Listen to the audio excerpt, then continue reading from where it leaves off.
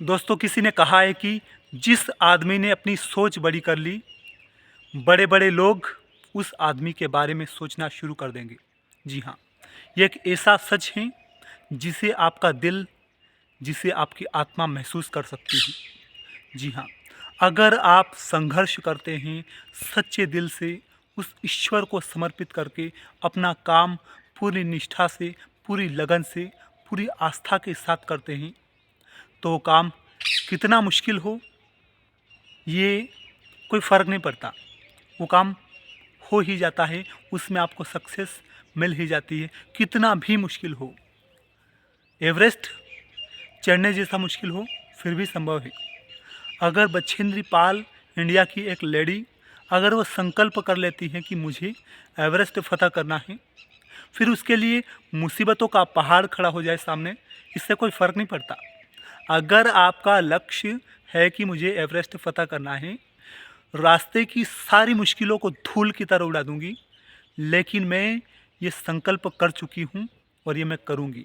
और वो लड़की एवरेस्ट फ़तह कर लेती है। एक विकलांग लड़की अरुणिमा सिन्हा, जिसका ट्रेन के हादसे में पाँव कट जाता है, वो लड़की अस्पताल में बेड पर पड़ी रहती है, काफ़ी दिनों के बाद खड़ी होती है और वो लड़की संकल्प करती है कि मैं, ईश्वर ने मुझे दोबारा ज़िंदगी दी है और इस ज़िंदगी का कोई न कोई बहुत बड़ा लक्ष्य है।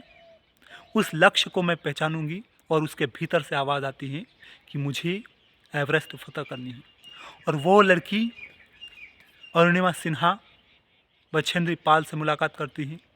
बछेंद्री पाल शुरुआत में उसके ऊपर हंसती है, लेकिन वो लड़की इतनी ज़िद्दी है, इतनी पागल है, पागलपन इतना सर पे सवार है उसके।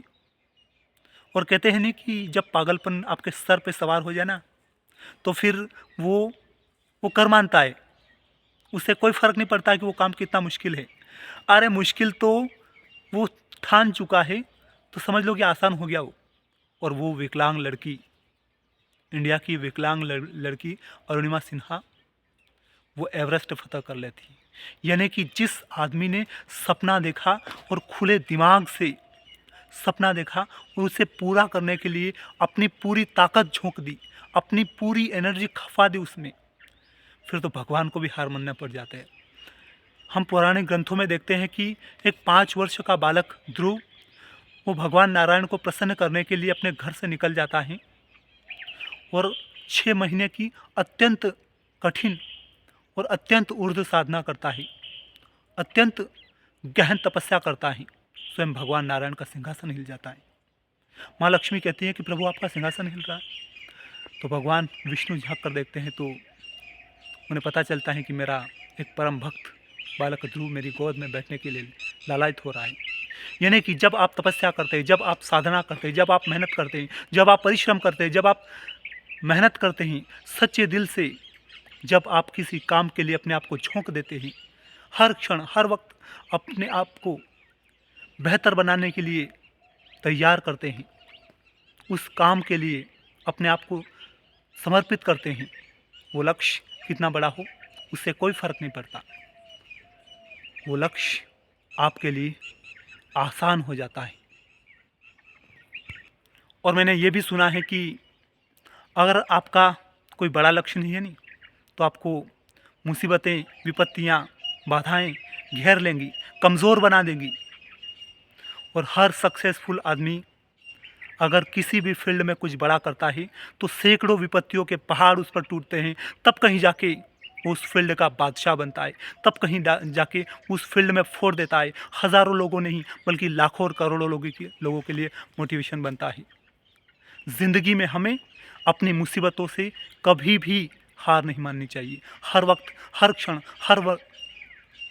हर क्षण लगे रहना चाहिए और अपने लक्ष्य को हासिल करने के लिए आगे बढ़ता रहना चाहिए।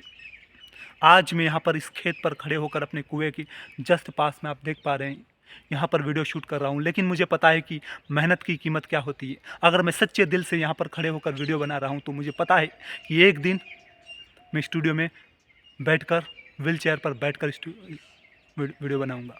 वो आसान है, कोई मुश्किल नहीं है, क्योंकि वो सपना मैंने मेरे दिल में देखा है और मेरी आत्मा की मोहर लग चुकी है उस पर। अगर आपका दिल और आपका दिमाग दोनों का एक दोनों एक डायरेक्शन में काम करती हैं, यानी कि आपका दिमाग जो सोचता है उसी पर आपका दिल सच्चाई की मोहर लगा देता है, तो समझ लो कि वो काम हासिल हो गया। समझ लो कि वो चीज़ आपको हासिल हो गई। समझ लो कि वो लक्ष्य आपको मिल गया। आपका लक्ष्य बड़ा या छोटा हो ये मैटर नहीं करता। आपका लक्ष्य कितना बड़ा है या कितना छोटा है इससे कोई फ़र्क नहीं पड़ता।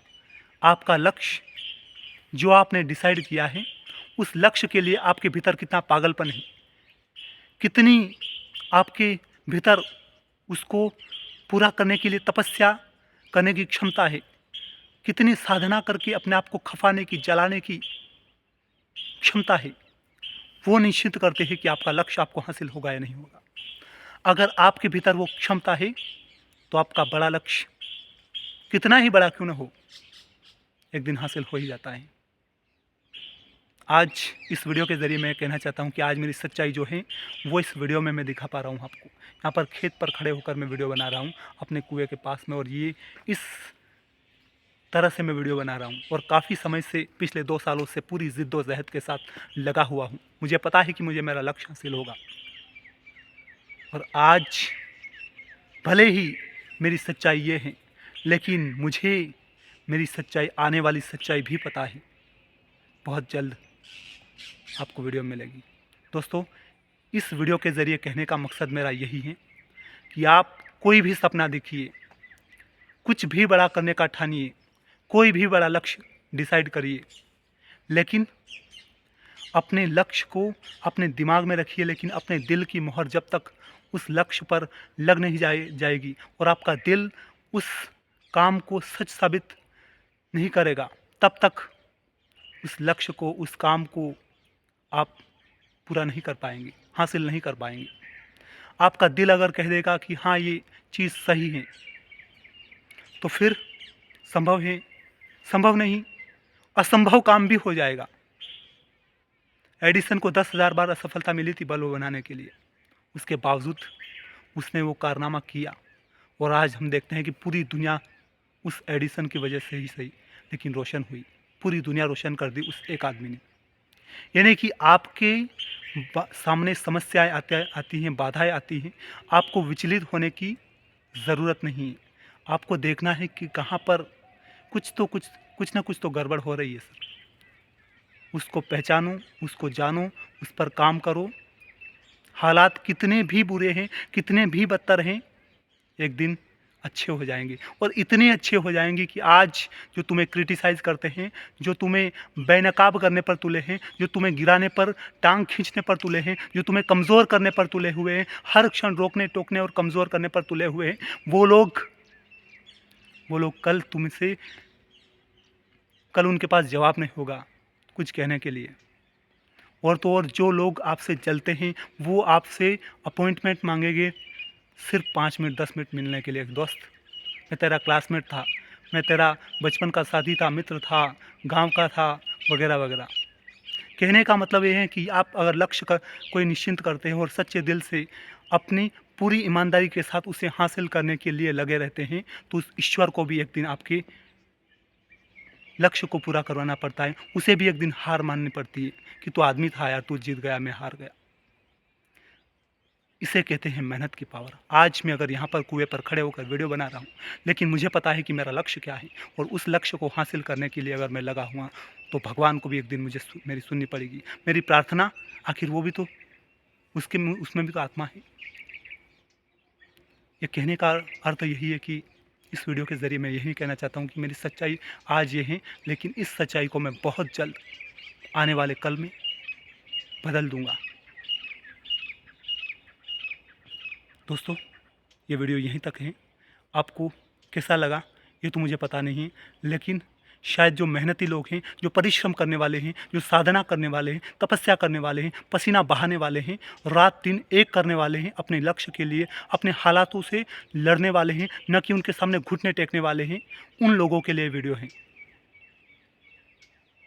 अगर अच्छा लगा वीडियो तो अपने कमेंट बॉक्स में प्रतिक्रिया व्यक्त कर सकते हैं आप। धन्यवाद। जय हिंद, जय भारत, जय श्री राम।